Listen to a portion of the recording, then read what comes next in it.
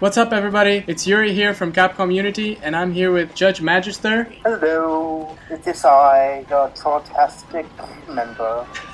And today we're going to take a look at Judge's favorite monster, the Jhen Mohran. I started fighting him on Troy, which he originally came from. I thought to myself, oh, this is the perfect monster for good teamwork, have fun, and it's more orderly than the rest of the monsters. And at first, I'm like with everybody else, I kind of was wary about liking him and that, but he won my heart.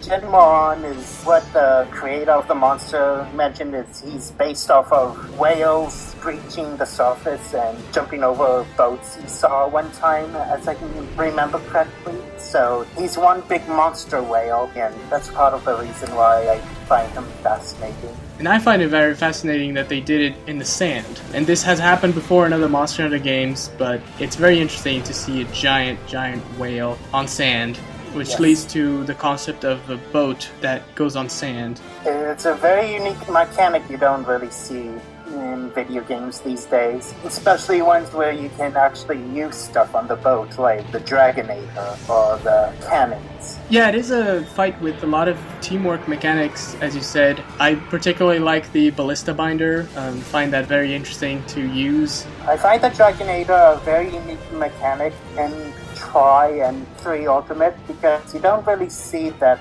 often in the Monster Hunter games. And in the Jhen quests, he goes diving at you facing the front of the boat, and you need to just time it just right to just hit him with a big, huge, giant spear thing. Yeah, and it's quite a responsibility too. Yes, and if you're not good at the timing of the first phase, you might end up losing the fight in the second phase if you get into the second phase. You can climb on his back and break the spines of his back, and one of his weak points is there, which is really fun, especially when you don't know when you're going to get knocked off.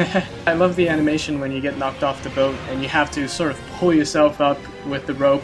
Well, another unique thing about the Jhen Mohran is that the fight in and of itself is segmented into 2 different parts. Like we said earlier, you fight him on the sand boat, and then afterwards, I find it interesting that they called it the final showdown. The final showdown!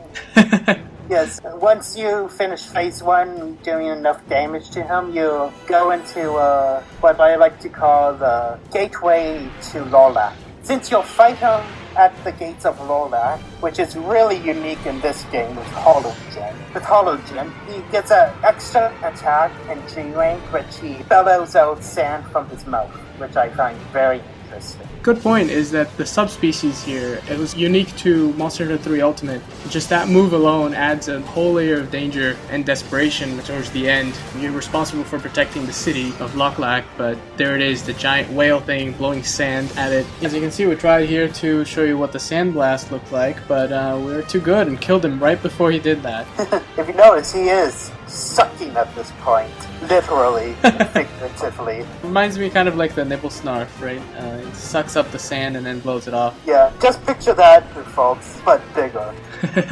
So that's it for the Jhen Mohran and the Hollow Jhen Mohran. Once again, thanks Judge Magister for coming on the show. You're welcome. And if you want to hear him talk more about Monster Hunter, there's the Triple Card podcast. So look for that. See ya. Bye-bye.